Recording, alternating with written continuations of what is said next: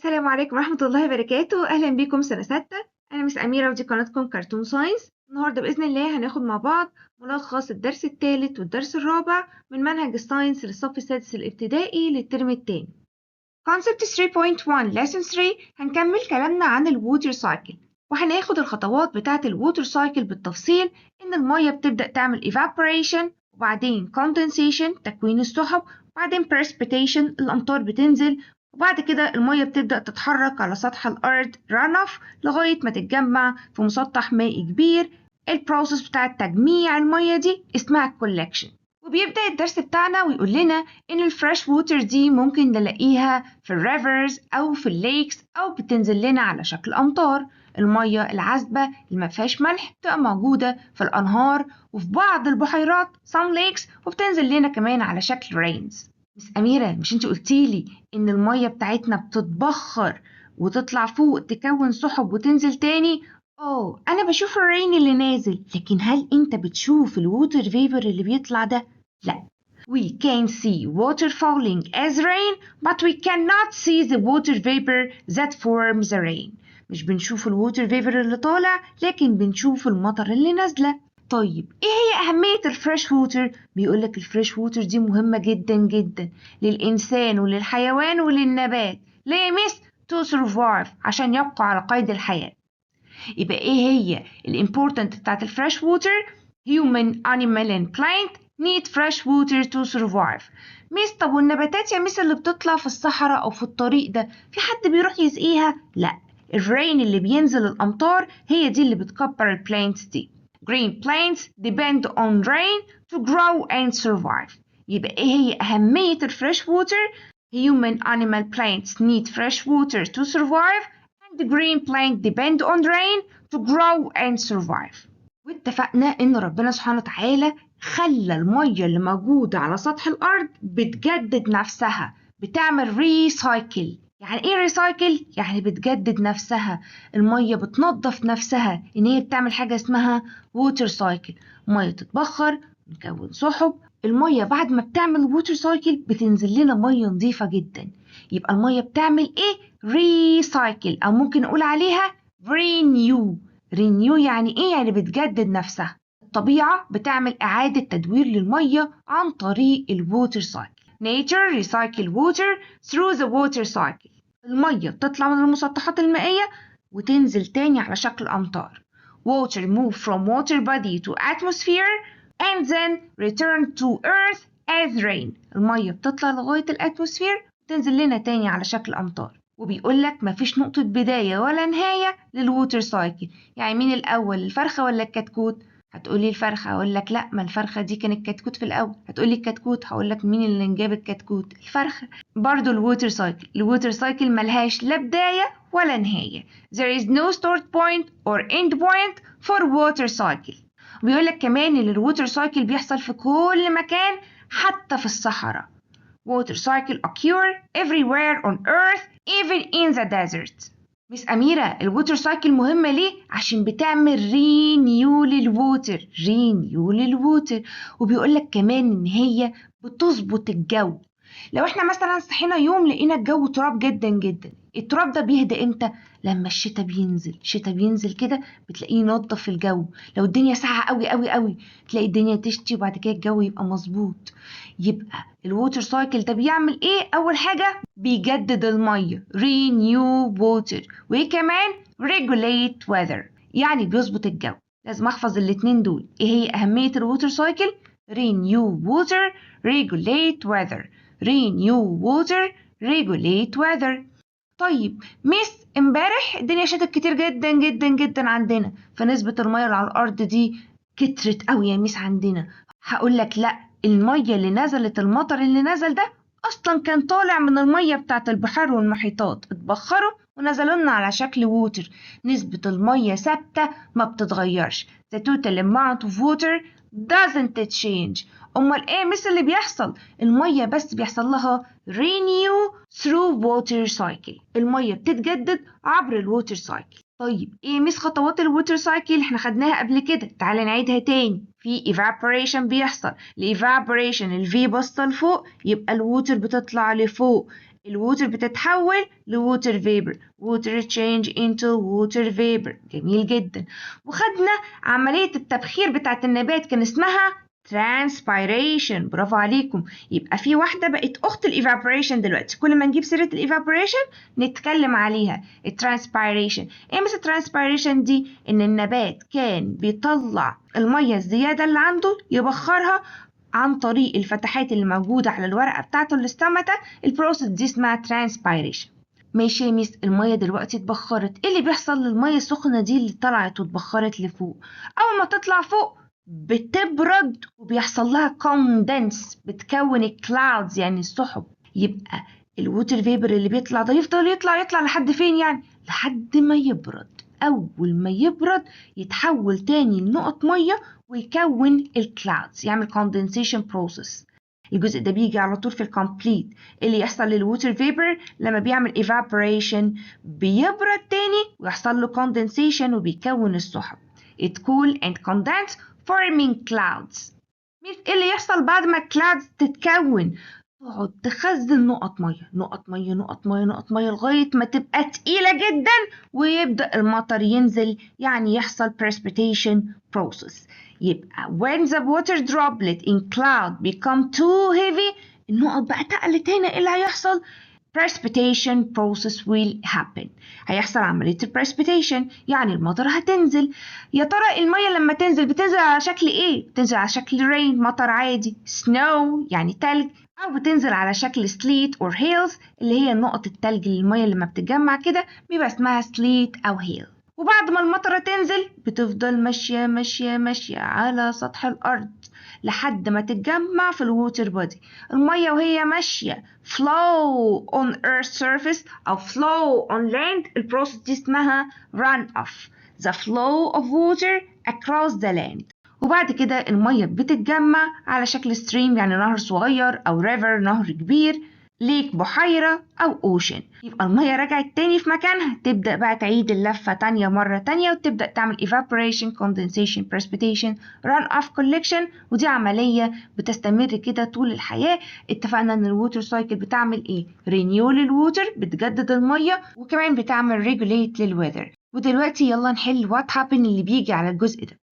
What happened when the sun heat up water of ocean, lake and river؟ اللي يحصل لما الشمس تسخن المية. ايه اللي بيحصل للمية؟ المية بيحصل لها evaporation، بتتبخر وبتتحول لwater vapor. The liquid water will change into water vapor. جميل جدا. الووتر فيبر اللي طالع ده بيعمل ايه؟ بيفضل طالع لحد فين؟ لحد ما يبرد ويتكثف ويكون سحب. water vapor will be cooled condensed into clouds. طب ايه اللي يحصل للكلاودز دي؟ البخار اللي طالع ده تحول لنقطة مية، فنقط المية دي هتقعد تتجمع لغاية ما تنزل عن طريق precipitation process.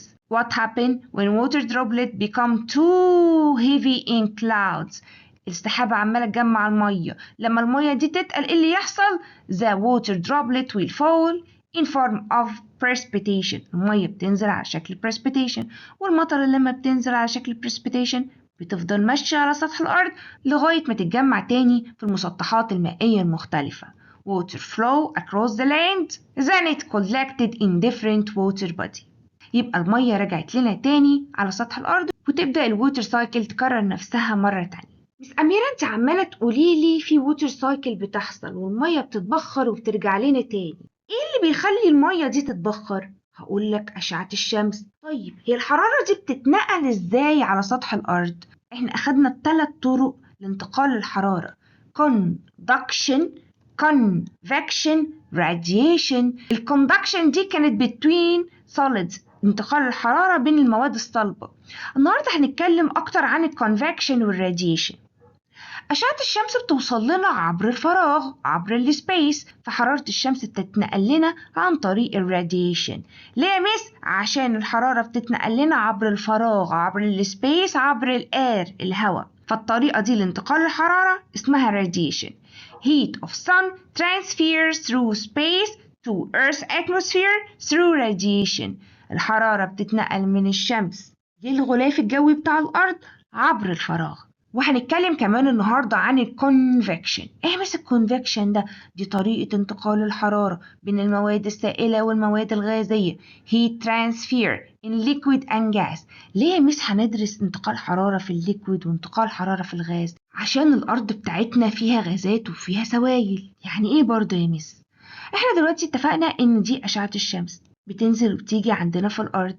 الهواء اللي هنا ده بيسخن يقوم طالع لفوق وبعدين يبرد وينزل مرة تانية ناحية الأرض. والأرض بتاعتنا كمان فيها مية، فيها بحار ومحيطات وأنهار. أول ما المية دي بتسخن بتطلع برضو لفوق وبعدين تبرد وتنزل مرة تانية. يبقى فيها اهو انتقال حرارة بيحصل بين السوائل والغازات على سطح الأرض. فعشان كده النهاردة هنتكلم عن الكونفكشن. Convection is a process in which heat transfer in liquid and gas. طريقة انتقال الحرارة في الليكويدز وفي الجازز. وبيقولك إن الهيت بيحصل له transfer through Earth's atmosphere. في الغلاف الجوي بيحصل انتقال في الحرارة، ده اسمه convection، عشان الهواء السخن بيطلع لفوق والهواء البارد بينزل لتحت. وهيبدأ يفهمني الكونفكشن بالتفصيل. احنا اتفقنا ان الكونفكشن دي هو انتقال الحرارة بين الليكويدز او انتقال الحرارة بين الجازز.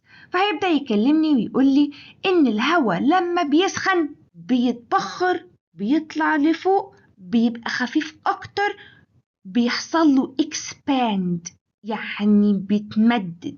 يبقى الهواء لما بيسخن expand يعني ايه؟ يعني الموليكيولز بتاعته بتبعد عن بعض. الموليكيولز كانت كده قريبة من بعض، بعدت عن بعضها لما الهواء سخن. زي بالظبط المية. مش المية احنا كنا متفقين ان هي مثلا في الكاتل مش كان الليكويد لازقة البارتكلز لازقة في بعضها، ولما المية بتتبخر بتبعد عن بعضها؟ نفس الفكرة بالظبط. يبقى الهواء لما بيسخن بيتبخر، بيتمدد، become lighter, less dense يبقى كثافته صغيرة، rises up بيطلع لفوق. يبقى لو اتكلمت عن الجازز ولو اتكلمت عن الووتر نفس الكلام. لما بسخنها بيحصل لها expand بتتمدد، become lighter بتبقى خفيفة كثافتها صغيرة، less dense and it rises up.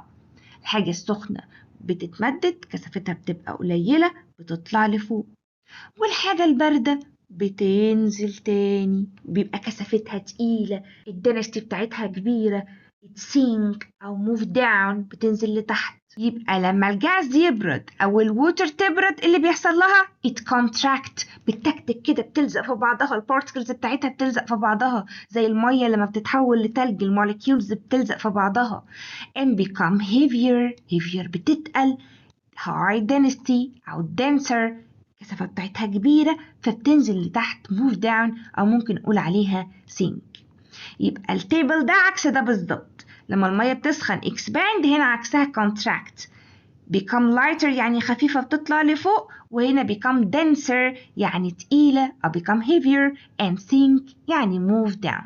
مس أميرة أنت عمالة تقوليلي إن الغازات بتسخن وتطلع لفوق وبعدين الغاز يبرد وينزل لتحت، وبتقوليلي إن المية كمان الموجودة على سطح الأرض بتسخن وتتبخر وبعدين بتنزل لتحت مرة تانية. هقولك طيب المية اللي عمالة تطلع وتنزل والغازات اللي عمالة تطلع وتنزل دي اسمها إيه؟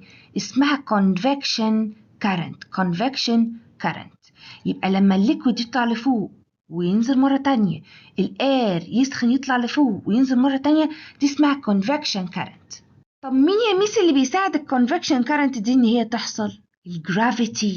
الجرافيتي عمالة أي حد يطلع لفوق تقوم شده منزله تاني. مية سخنة تطلع لفوق تنزلها على شكل precipitation، هوا سخن يطلع لفوق تخليه ينزل تاني برضو لسطح الأرض.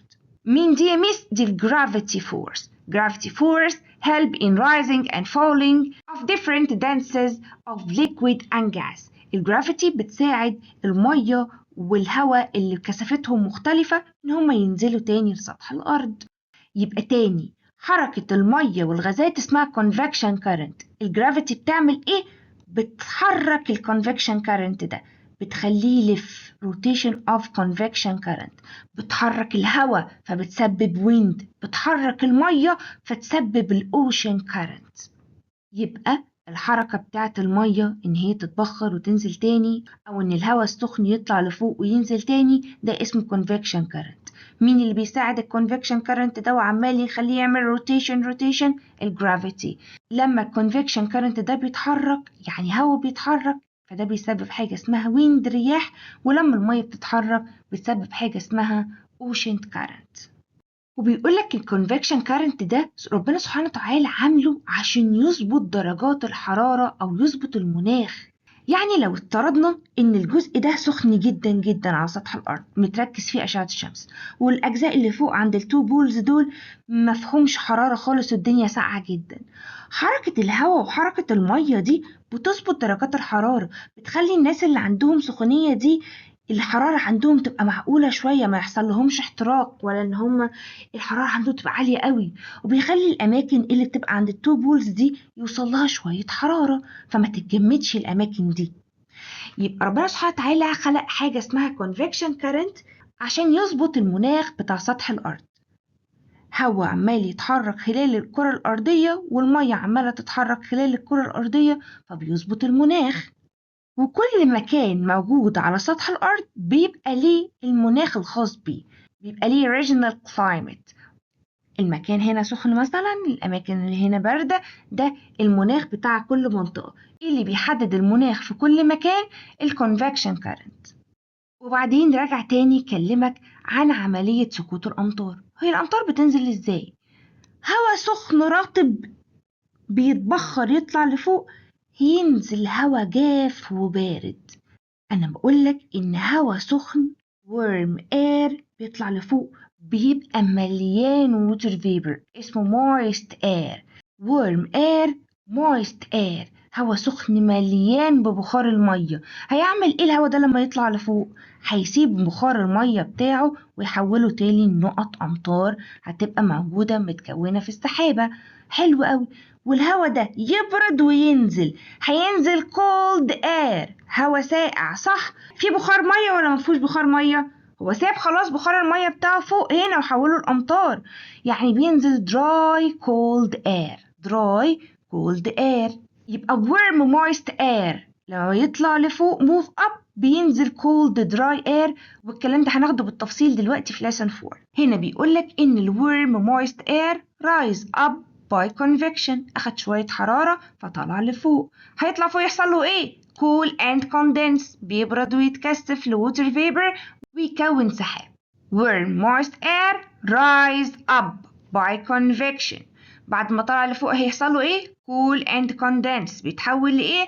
لwater droplet. الwater droplet دي لما بتمسك في بعضها it form clouds. ودلوقتي هيبدأ يكلمني عن توزيع أشعة الشمس، وبيقول لي إن الشمس بتوزع الأشعة بتاعتها على كوكب الأرض بطريقة غير متساوية. اتفقنا إن في أماكن بينزل عليها الأشعة عمودية فالمكان ده بيبقى سخن جدا، وبعدين الأشعة هنا تبدأ تنزل مايلة ومتوزعة على منطقة كبيرة فالمنطقة دي يبقى الجو فيها معتدل، وبعدين أشعة الشمس هنا تتوزع على منطقة كبيرة بتبقى الأشعة مايلة خالص ومتوزعة على مكان كبير فالمكان ده بيبقى بارد. خدنا الجزء ده قبل كده في lesson 1. بيقول لي لما الأشعة تنزل عمودية perpendicular تبقى مركزة عند مكان معين، المكان ده بيبقى hot high effect of heat and the weather is hot. المكان اللي جنب الإكواتور اللي هو جنب خط الاستواء أشعة الشمس تبقى نازلة perpendicular، لازم تحفظ الكلمة دي، وكمان لازم تعرف إن ال weather هناك is very hot because of high effect of temperature. The sun ray concentrated in small area. أشعة الشمس متركزة عند مكان صغير فبيدي تأثير كبير للحرارة فالجو بيبقى حر. لازم تحفظ الجزء ده بيجي على طول في ال what happened. يقول لك what happened sun ray fall perpendicular on earth's surface. اللي يحصل لو أشعة الشمس نزلت عمودية هتقول إن الأشعة هتبقى متركزة في مكان صغير concentrated on a small area and cause high effect of heat and the weather is hot. الجو بيبقى حر جدا لما الأشعة تبقى perpendicular عمودية متركزة على small area، أشعة متركزة على منطقة صغيرة فالجو ده بيبقى حر weather is hot. طب ايه اللي يحصل لو الأشعة نزلت slanted or inclined مايلة على مساحة كبيرة زي المساحة دي مثلا؟ الأشعة لما تنزل slanted أو inclined the sun rays distributed on large area، أشعة الشمس تتوزع على مكان كبير، فده بيدي تأثير قليل للحرارة low effect of heat، والمكان ده بيبقى warm دافي، لا هو حر ولا هو ساقعة. طب لما الأشعة تبقى very slanted or very inclined مايلة جدا متوزعة على very large area، متوزعة على منطقة كبيرة جدا، بيبقى تأثير الحرارة قليل جدا والويذر بيبقى very cold lowest effect of heat and the weather is very cold. يبقى لما يقولك الأشعة perpendicular عمودية هتقول له ال weather is hot. لو قالك إن sun rays fall slanted or inclined مايلة وبس تقول له الجو warm. لو قالك إن الأشعة very slanted or very inclined مايلة جدا تقول له إن الجو very cold weather is very cold. والجو بيبقى ساقع جدا عند التو بولز، عند الأقطاب، القطب الشمالي والجنوبي. أما الجو بيبقى حر فين؟ near equator، جنب خط الاستواء. يبقى احنا نقدر نقسم الأرض بتاعتنا ل 3 different climatic zones، لكذا منطقة على حسب درجة الحرارة: hottest region، moderate region، coolest region. هشيل المودريت دي اللي هي متوسطة في كل حاجة، الهوتست region دي بتبقى الأماكن اللي جنب الإكواتور، والأشعة بتبقى نازلة عمودية متركزة على منطقة صغيرة sun rays perpendicular on a small area.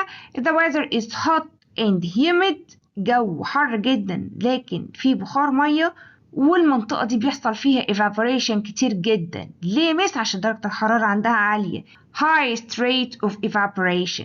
لكن المنطقة الباردة هي الاريا اللي بعيد عن الإكواتور، المنطقة البعيدة عن خط الاستواء، أشعة الشمس عندها بتنزل مايلة متوزعة على منطقة كبيرة. sun rays is very slanted or very inclined on very large area. الجو عندهم ساقع جدا very cold، مفيش درجة حرارة عالية، يبقى أكيد مفيش evaporation كتير lowest rate of evaporation.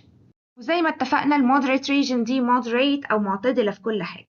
يبقى المكان السخن عند الإكواتور الأشعة بتبقى perpendicular متوزعة على small area منطقة صغيرة، والمنطقة الساقعة بتبقى المنطقة البعيد عن الإكواتور والأشعة بتبقى مايلة جدا متوزعة على مساحة كبيرة.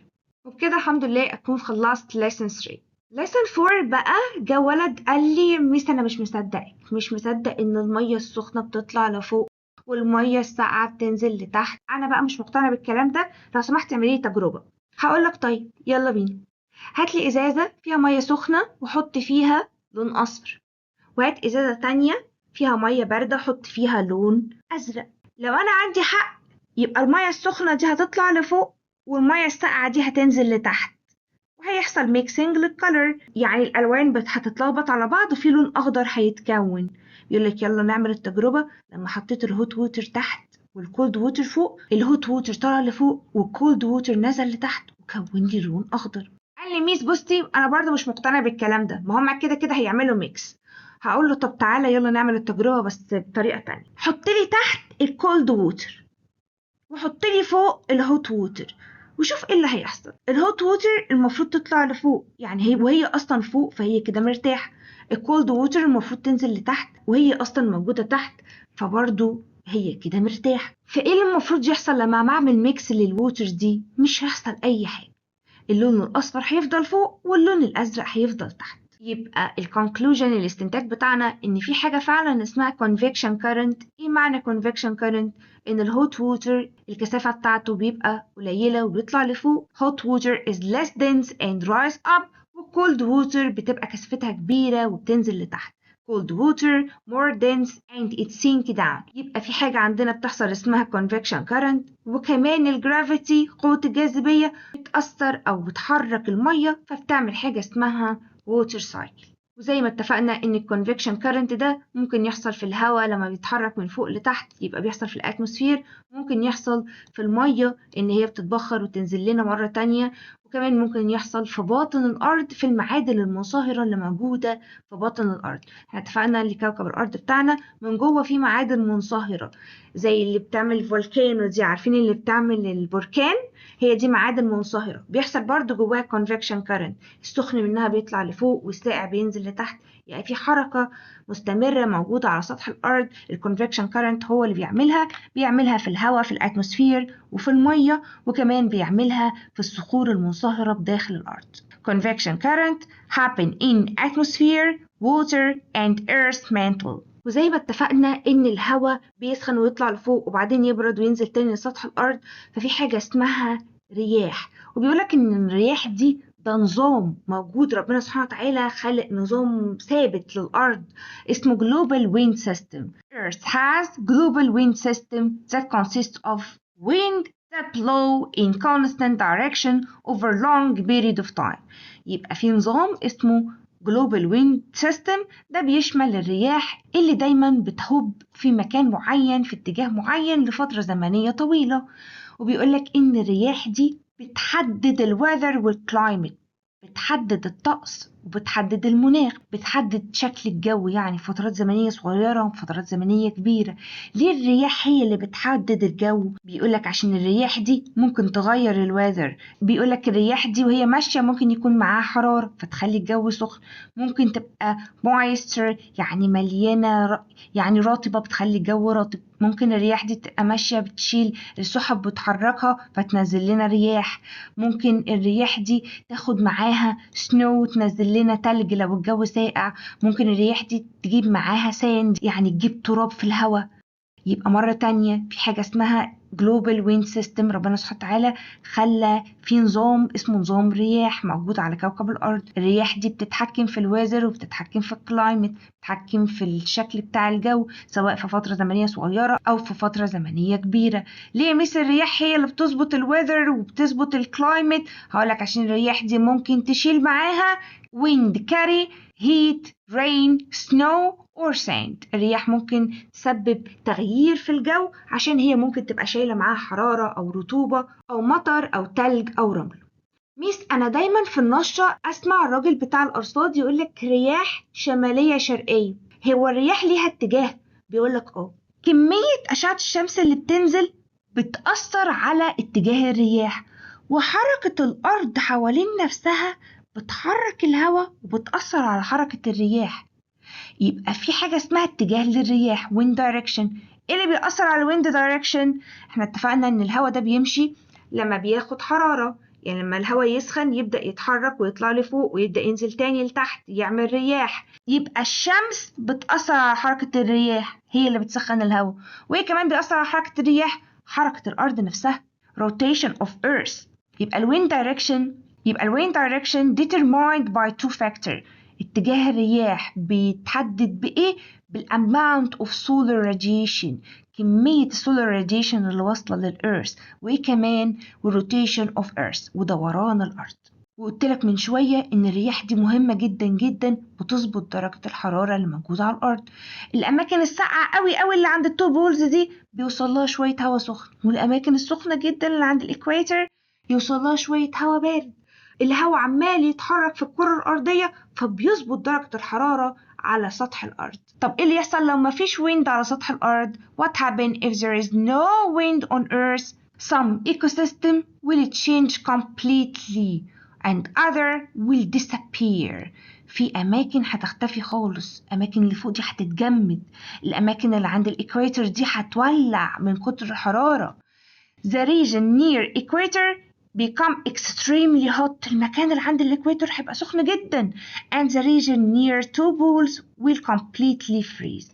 والأماكن اللي عند التو بولز دي هتتجمد كليا. يبقى ربنا سبحانه وتعالى خلق الرياح إن هي تتحرك عشان المناطق السخنة جدا ما تولعش من كتر الحرارة، والأماكن الساقعة ما يحصلهاش freezing، ما يحصلهاش تجمد. طيب الرياح دي يا ميس بتتحرك إزاي أو بتنتج إزاي؟ بيقولك احنا اتفقنا ان الهواء السخن بيطلع لفوق. هواء سخن كان مليان water vapor يبقى moist air، يبقى المويست air rise up. هواء سخن مليان بالبخار طلع لفوق، ايه اللي هيحصل له؟ هيبرد ويحصل له condense. cool and condense ويكون لي cloud، يكون لي سحاب. وبعد كده الهواء ده ينزل لي وهو هواء بارد cool air، ومش بارد بس، ده بارد ومفهوش بخار مية، يبقى dry. ليه يا مس مفهوش بخار مية؟ لأنه ساب البخار المية بتاعته فوق وحولها لأمطار، سابها فوق في clouds. مرة تانية الهواء السخن بيبقى مليان water vapor hot moist air، hot moist air rise up طلع لفوق، برد حصل له condensation ساب البخار المية بتاعه ونزل تحت cool و dry air. الورم moist air rise up بيطلع لفوق يحصل له cool و condense ويتحول ل clouds وينزل تاني على شكل dry air. طيب يبقى دلوقتي هنا في هواء ساقع وهنا في هواء سخن، فايه اللي يحصل؟ يحصل حركة للرياح، الهواء الساقع ده يروح للهواء السخن، الحركة دي هي دي الرياح. تاني يا ميس أميرة مرة تانية، انت عمالة تقولي هواء سخن بيطلع لفوق يبرد ويحصل له كوندنس وينزل تاني بارد مرة تانية، فبيولد مناطق فيها هواء بارد ومناطق تانية فيها هواء سخن، فالهواء ده بيبدأ يتحرك على سطح الأرض ويسبب حاجة اسمها رياح. يبقى الكول اير ده لما يروح ويجي هنا مكان الهوت اير ده بيعمل حاجة اسمها ويند يعني رياح. وانت يا مس قلتيلي ان الهواء بيبقى طالع مليان ووتر فيبر، بيسيب الووتر فيبر فوق في السحابة وينزل دراي اير هواء جاف، والهواء الجاف ده بيعمل حاجة اسمها ديزرت صحراء. يبقى الهواء اللي بينزل cold air become dry. ليه dry؟ عشان ساب الووتر فيبر فوق في clouds. والجزء ده بيجي دايما في الامتحان يقولك ايه اللي يحصل لما dry air move down it form dry desert، يعني بيكون صحراء، هواء جاف من غير بخار مية، فده بيكون منطقة اسمها dry desert. كده الحمد لله أكون خلصت lesson 4 وخلصت concept 3.1 energy transfer in the water cycle. يا رب أكون قدرت أساعدكم، أشوفكم على ألف خير الفيديو اللي جاي. سلام.